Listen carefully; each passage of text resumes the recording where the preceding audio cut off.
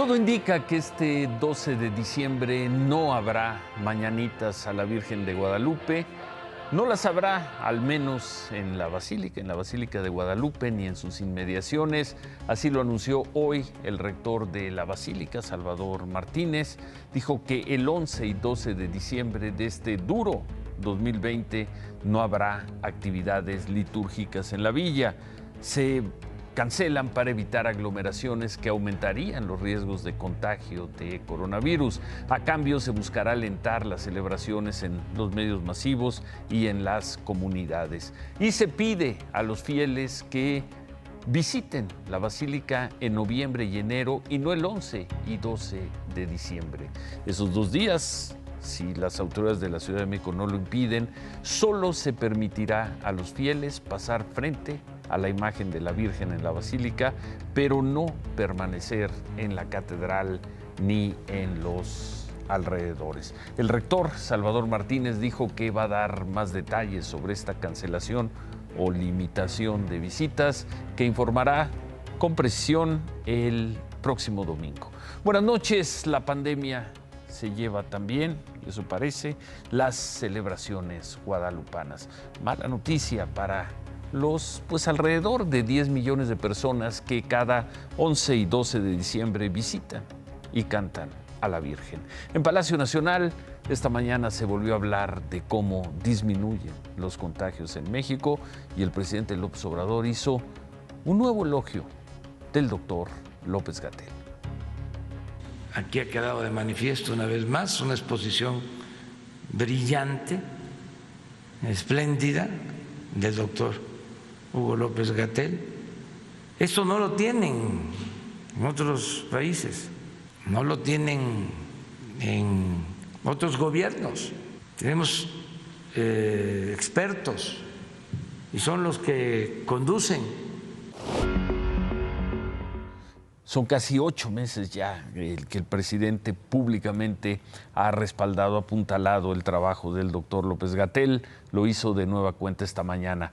Hoy hay que sumar en las cifras oficiales 555 mexicanos muertos más por coronavirus, lo cual deja la cifra ya muy cerca de las 87,000 personas mexicanos que han muerto por coronavirus. Repito, esto en las cifras oficiales. Los 555 muertos es el número más alto desde el 29 de septiembre. A lo largo de octubre no se había registrado un día con más defunciones por coronavirus. 560 el 29 de septiembre, hoy 555.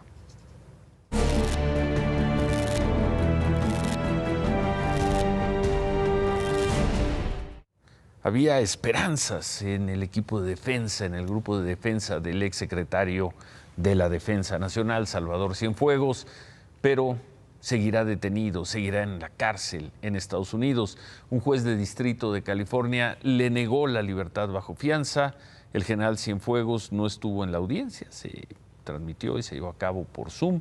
Estos fueron los argumentos que se presentaron en la audiencia para negarle la libertad condicionada al exsecretario de la Defensa Nacional, Salvador Cienfuegos.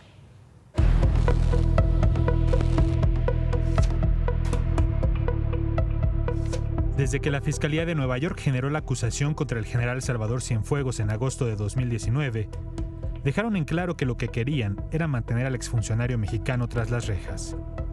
Por eso, en la breve audiencia de hoy, los $750,000 que ofreció el general como fianza para seguir su proceso en libertad no fueron suficientes.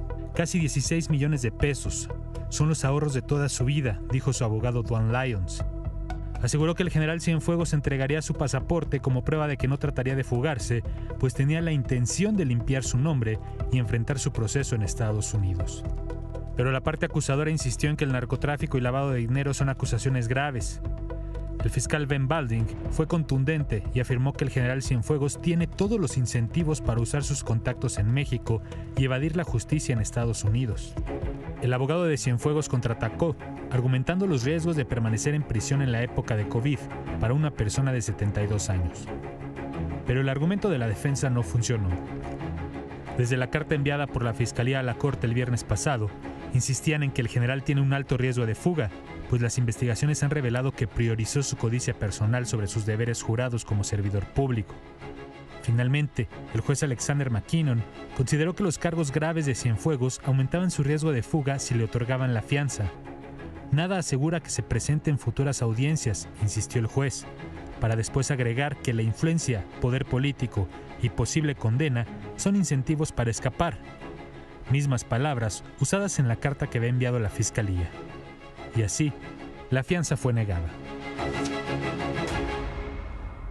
Bueno, ¿qué va a pasar? El juez va a firmar, según se anunció, el viernes va a firmar la orden para enviar al general Cienfuegos a Nueva York, donde ahí va a seguir su juicio ante la Corte del Distrito Este, que está en Nueva York, en Brooklyn, Nueva York. La Fiscalía calculaba que una vez que la orden sea firmada, el general Cienfuegos pues va a ser enviado a Nueva York, y esto podría tomar 1 o 2 semanas. El caso se va el viernes a Nueva York y quizá a más tardar en un par de semanas se llevarían allá al general Cienfuegos pues al mismo juzgado donde se está llevando a cabo el proceso de Joaquín El Chapo Guzmán. Aquí el presidente López Obrador dijo que por la delicadeza del tema, él será la única persona, el único vocero, portavoz para hablar de la situación del general Cienfuegos, para evitar la manipulación de la información. Es decir, no hablará nadie más, no lo hará el canciller Ebrard, no lo hará el secretario de Seguridad Durazo, no lo hará nadie que no sea el presidente de la República. Palabras esta mañana del presidente López Obrador. En otras cosas, esta noche se lleva a cabo la sesión del Senado en un recinto alterno, en lo que fue el viejo Senado, en el centro de la ciudad, en la llamada Casa de Jicoténcatl. Los senadores están debatiendo el dictamen relativo a la eliminación de 109 fideicomisos. Se cumplió con el reglamento y hay 69 legisladores presentes, poquito más de la mitad, pero suficientes para alcanzar el quórum. Por ahí de las 8 de la noche comenzó la sesión. Ya, como estamos viendo, pese a la baja asistencia, ha habido gritos, reclamaciones de los senadores del PAN, de los de Morena. Hasta hace unos momentos las cosas no habían pasado a mayores. Seguramente será una sesión larga y, de no ocurrir algo extraordinario, hacia la medianoche, en la madrugada, el Pleno estará votando la extinción de 109 fideicomisos, a pesar de la protesta de muchos de los afectados. Desde temprano, esta sede, la Casa de Jicoténcatl, el viejo Senado, fue cercada por un contingente, ahí están las imágenes, contingente fuerte de policías de la Ciudad de México, personal de seguridad del Senado también. El operativo de seguridad abarca todo el perímetro del edificio para evitar que ingresen los manifestantes que por sus protestas cerraron el Senado actual en Paseo de la Reforma y obligaron a que los senadores fueran a Jicoténcatl. Tuvieron que irse a esta sede alterna, ¿no? Ahí están las imágenes, así estaba el Senado en la mañana, el mediodía. Hoy llegó todavía más gente a protestar contra la eliminación de los fideicomisos. Otra vez colectivos feministas, mineros, científicos, familiares, víctimas de violencia, y varios de ellos realizaron una marcha. No están las imágenes, pero lo cierto es que sin mayores dificultades los senadores cambiaron de sede y ahí están sesionando, y todo indica que votarán para eliminar los fideicomisos. 5 gobernadores, los de Colima, Chihuahua, Michoacán, Nuevo León y Tamaulipas, los 5 forman parte de la llamada Alianza Federalista, se reunieron con los senadores de oposición. Los gobernadores advirtieron que si se aprueba la extinción de estos fideicomisos, van a pelear con controversias constitucionales en la Suprema Corte de Justicia.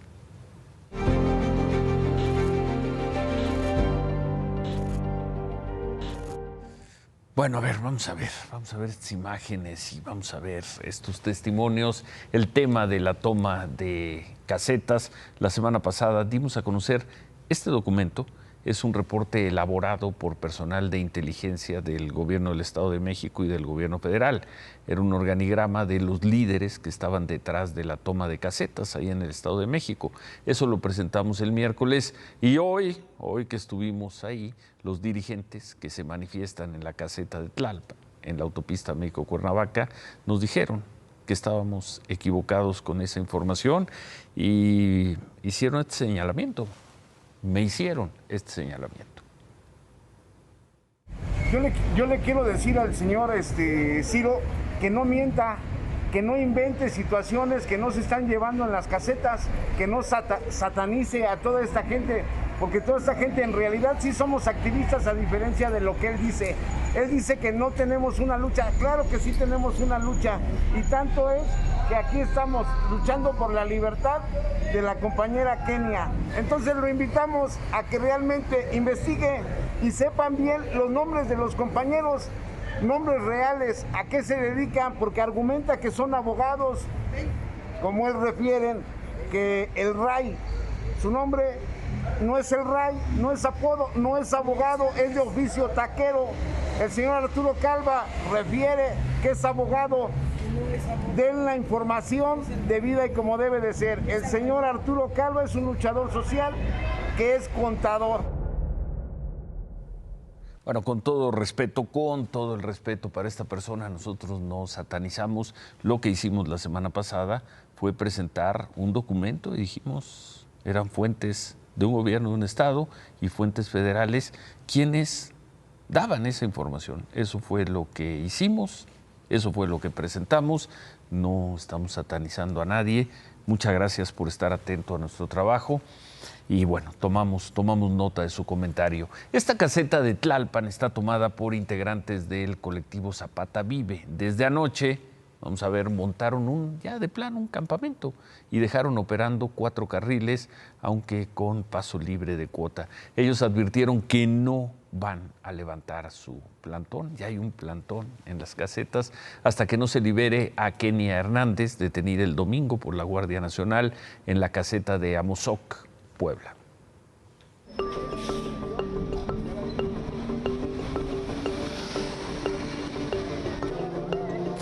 Con una veintena de casas de campaña, 2 autobuses de pasajeros, 3 camionetas tipo van de transporte público y casi 100 manifestantes sentados a los costados de las casetas, el colectivo Zapata Vive inició la presión para que dejen en libertad a su líder Kenia Hernández, detenida el domingo acusada de robo con violencia y de ser una de las promotoras de la toma de casetas en el Estado de México.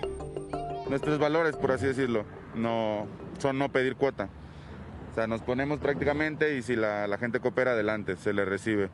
No se le exhorta a nadie a cooperar, no se impide el paso. Hoy es paso libre, pero los hemos visto también pedir cuota de recuperación. No se le pide cuota, más sin embargo hay personas que se paran y dan 20 pesos, 10 pesos, entonces si nos quiere llamar limosneros, está bien. El colectivo no boteó ni recibió dinero de los automovilistas durante las 10 horas que permaneció la cámara de Imagen Noticias en la caseta de Tlalpan. Aseguran que eso ocurre solo algunas veces. ¡Libre! ¡Libre! Por momentos sacamos recursos para comer, que es lo que gastos que generan, como tener los autobuses, pagar el diésel, pagar las movilizaciones, pero no todo el día estamos sacando dinero ni nos estamos enriqueciendo. Y también afirman que ellos no han participado en las tomas violentas de casetas, a pesar de que su líder, Kenia Hernández, aparece fichada en informes de inteligencia de autoridades federales y del Estado de México.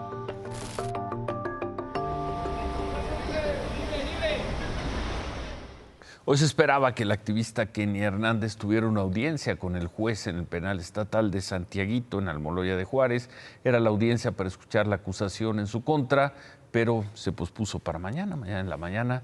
Lo que sí se dio fue una protesta de integrantes del colectivo Zapata Vive y de otras agrupaciones civiles.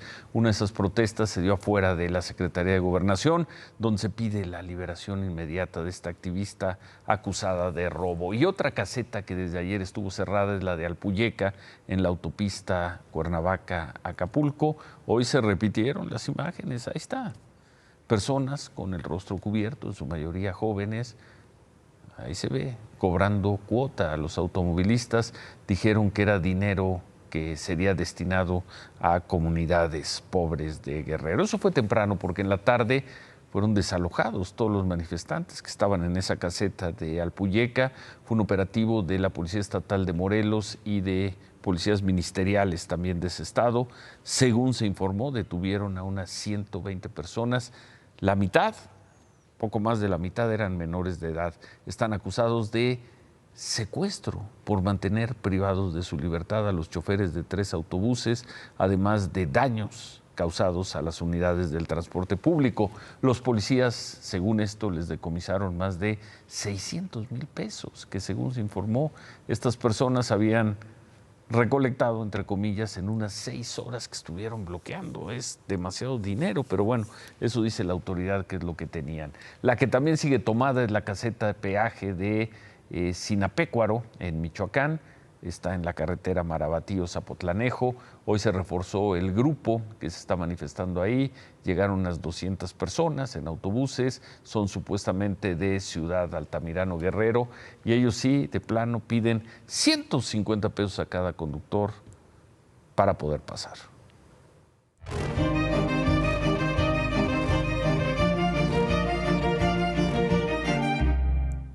Hoy llamó la atención esto que dijo la secretaria de Gobernación, Olga Sánchez Cordero. Estaba participando en un ciclo de conferencias llamado Del derecho al voto al ejercicio del poder, y ahí dijo esto.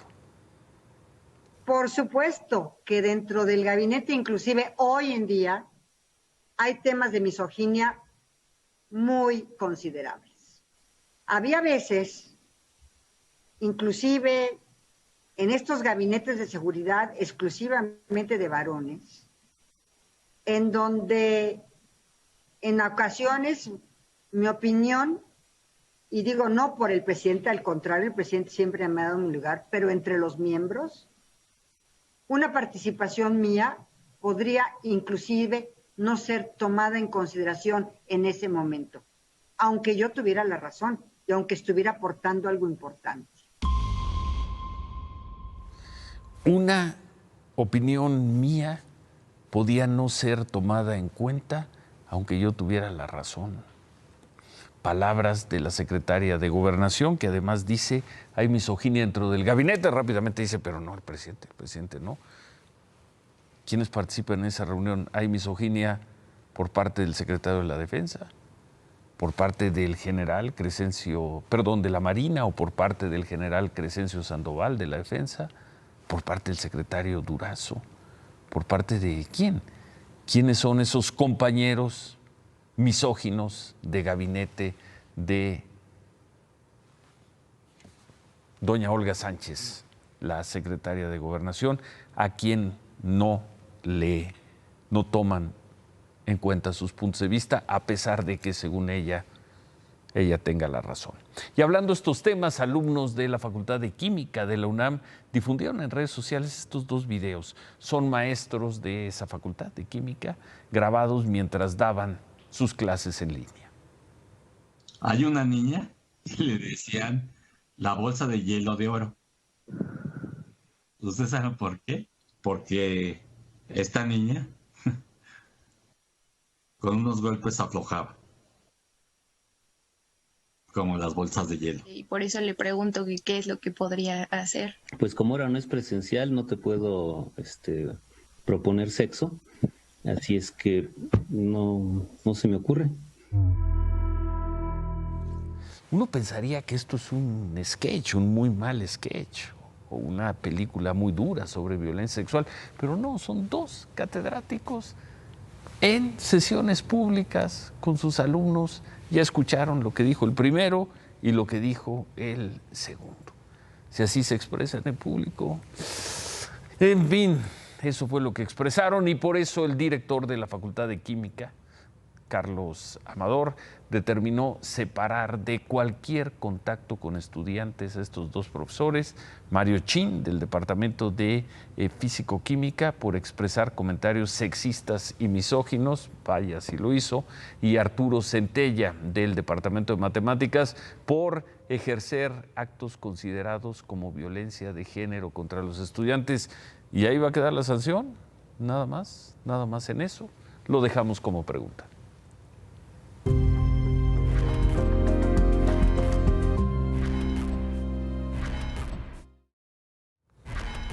Y para regresar al tema del coronavirus, veíamos ayer cómo regresaban al confinamiento los franceses y pues las cosas en España tampoco van muy bien.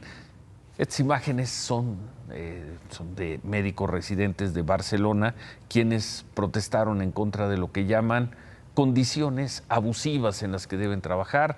Dijeron, por ejemplo, pues lo que escuchamos de repente por aquí o frecuentemente por aquí, largas jornadas de trabajo, sueldos bajos y falta de equipo. Así se manifestaron hoy en la Plaza de San Jaime, frente al edificio de la Generalitat de Cataluña.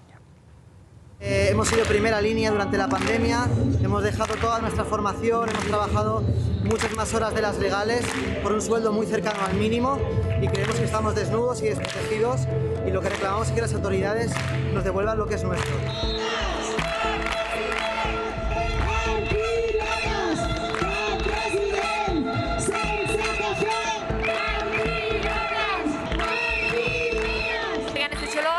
De mi formación de quirófano y me llevaron a trabajar a una UCI y llevábamos prácticamente la UCI nosotros solos con un sueldo de 6 euros brutos la hora, porque lo que hicieron fue pagar nuestro sueldo base, aparte de cambiarnos el horario.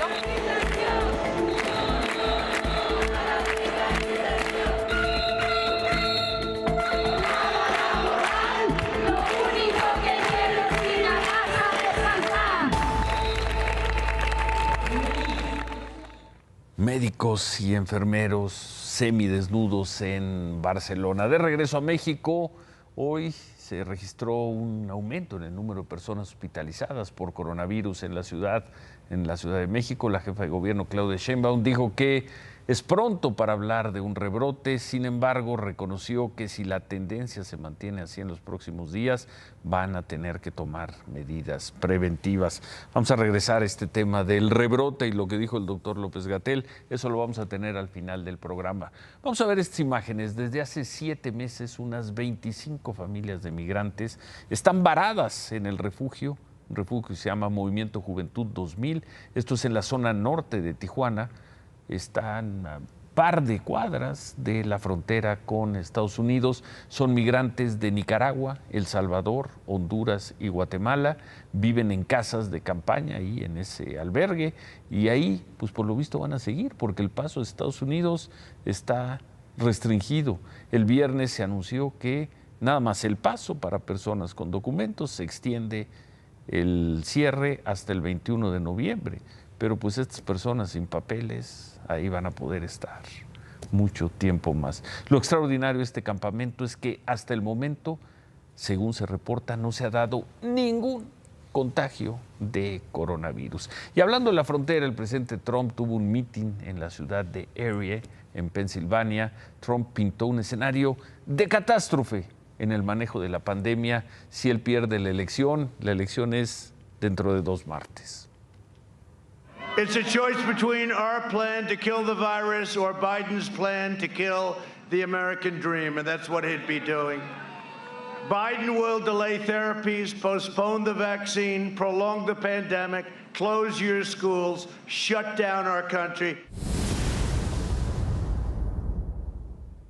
En 2 semanas la elección de Estados Unidos. Bueno, ¿cómo están las cosas esta noche en Estados Unidos?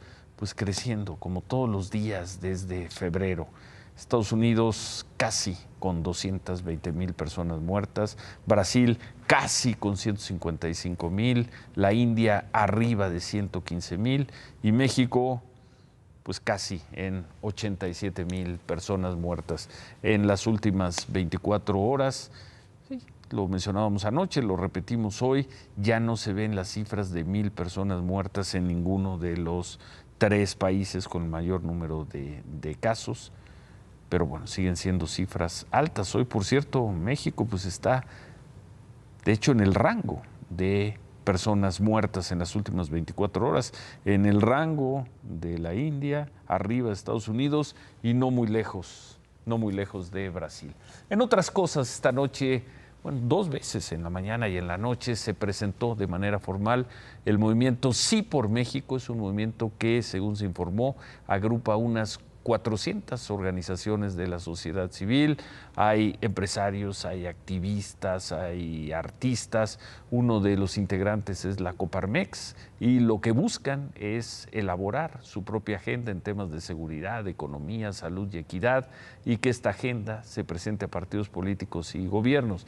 En el evento de esta noche de Sí por México se presentó un video con algunas de las personas que acompañan, que se suman a esta iniciativa. Tantos años de tan malos gobiernos que al final lograron una sola cosa positiva: ponernos de acuerdo en lo que ya no queremos. No queremos desigualdad, no queremos corrupción, no queremos injusticia, no queremos discriminación, no queremos abusos, no queremos indolencia. Hay cosas que podemos verdaderamente unidos como mexicanos hacer un cambio.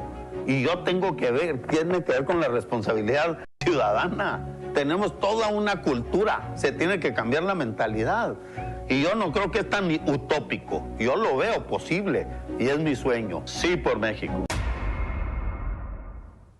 Hoy nace este movimiento y el tiempo dirá si este martes 20 de octubre será recordado, porque hoy nació un movimiento muy importante de ciudadanos incursionando en la política, o si simplemente es un esfuerzo más como otros que se han dado en los últimos tiempos. Lo cierto es que hoy nació Sí México. Y hablando de definiciones políticas en momentos importantes en la vida de un país, hoy un periódico que nunca lo había hecho, el USA Today, un periódico muy popular, aquí diríamos un periódico del Círculo Verde de Estados Unidos, informó que apoya a Joe Biden en las elecciones presidenciales. USA Today, por primera vez en su historia, le da su voto a un candidato y lo hace por el demócrata Joe Biden. En su decisión mencionaron el mal manejo de la pandemia y la polarización que provoca Donald Trump. El USA Today concluyó: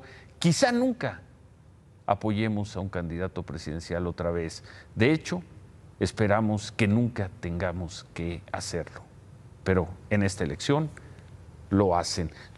Podemos decir, los principales periódicos en Estados Unidos ya definieron todo su apoyo. Ahí tienen esos 6 periódicos que dijeron: nosotros acompañamos y nosotros pedimos el voto por Donald Trump. La prensa de Estados Unidos en este momento: USA Today, New York Times, Washington Post, Los Angeles Times, el Chicago Tribune y el Boston Globe, todos con Biden. ¿Cómo se ha complicado el tema de los fideicomisos? El Senado tomado, unas historias terribles y explicaciones, algunas razonables de parte de la Secretaría de Economía. De la Secretaría de Hacienda, perdón. ¿Qué se ha dicho en torno a los fideicomisos? Que se iban a ahorrar 69,000 millones de dólares. Lo cual fue una mentira de Mario Delgado. De pesos, ¿no? De pesos. O sea, 69,000 millones de pesos se iban a ahorrar. Fue una mentira de Mario Delgado, que fue el que lo anduvo diciendo.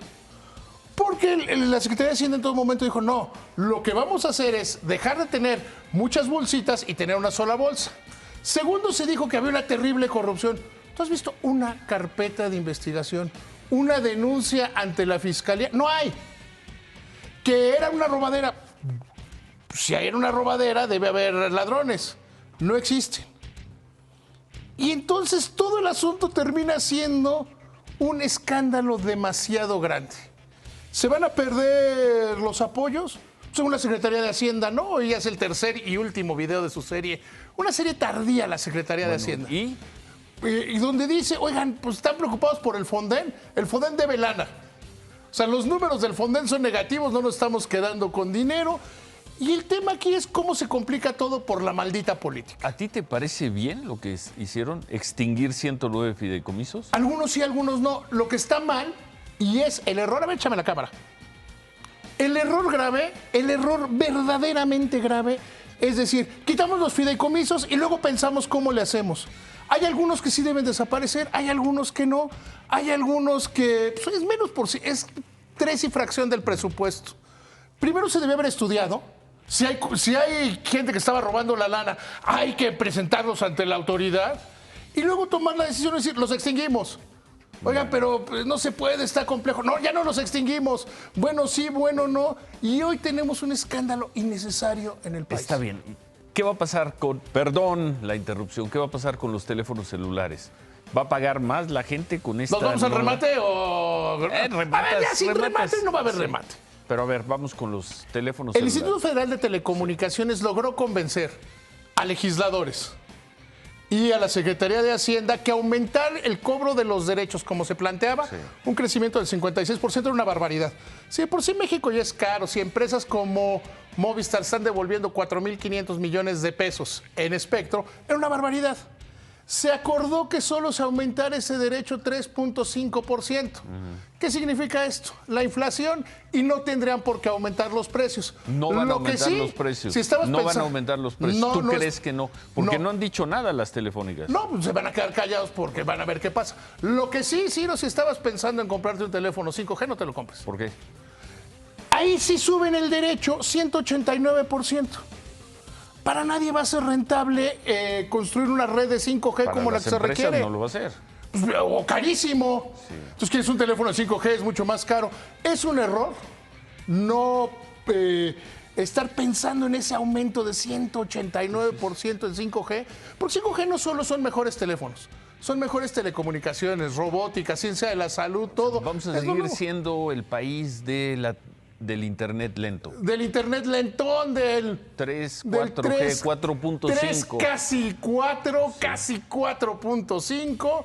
Pero no 5G. Están matando el futuro. En el corto plazo no va a haber aumento. Esa frase venía bien. Están matando el futuro de las telecomunicaciones en 5G. México. Sí, lo están matando, lo están acabando. Seguiremos teniendo un internet lentón, malón, y que no llega a todos los servicios de telecomunicaciones. Ya me voy. Sí. Nada más rápido, de remate, sin música y sin nada. ¿Quién va a ganar dentro de 2 martes Estados Unidos? Sigo diciendo que John Biden. A ver, John Biden va a ganar las elecciones y van a ver. Ustedes no se preocupen. Tendremos nuevo presidente en Estados Unidos. Tendremos nuevo presidente. Bueno, adiós, David. Tendremos nuevo presidente en Estados Unidos. Javier. Ciro volvió a tocar como en sus mejores épocas la Orquesta Filarmónica de Barcelona, dirigida por el maestro Leo Messi. Y no se pueden perder de regreso, gran dato de Mr. Chip, por primera vez en la historia, 2 menores de edad, compañeros de Messi que podría ser su papá, anotan en este partido. Bueno, hacemos una pausa y al regresar vamos a tratar de entender la respuesta a la pregunta que esta noche se deben estar haciendo miles y quizá millones de mexicanos. A ver si lo logramos. Volvemos. La noticia de la cancelación de las celebraciones del 11 y 12 de diciembre en la Basílica de Guadalupe bastaría para disminuir el tono de optimismo del equipo gubernamental ante el coronavirus. Solo con eso. Pero bueno, ya todo esto, ¿hay rebrote o no hay rebrote? Y ojo, porque a veces surge esta idea de, el presidente dijo que no hay rebrote y López-Gatell dijo que sí hay rebrote. ¿Qué está pasando? No está pasando nada, estamos teniendo unas apreciaciones sistemáticas de todos los fenómenos. El presidente esta misma mañana dijo, inmediatamente después de que el doctor Alcocer dijo, vemos señales de rebrote, él dijo no hay rebrote, y luego yo me paré y dije, señales tempranas de rebrote. ¿Por qué razón? Porque el presidente está viendo integralmente la nación en muchos campos que a nosotros no nos corresponde atender. ¿Entendieron? Pues a quienes entendieron, felicitaciones, a quienes no, ni modo. Vamos a tener que esforzarnos más por comprender qué es eso de las distintas apreciaciones sistemáticas de todos los fenómenos. ¿Qué es eso, doctor? ¿Qué está pasando, doctor? Se quedan con qué importa, gracias. Buenas noches, ánimo.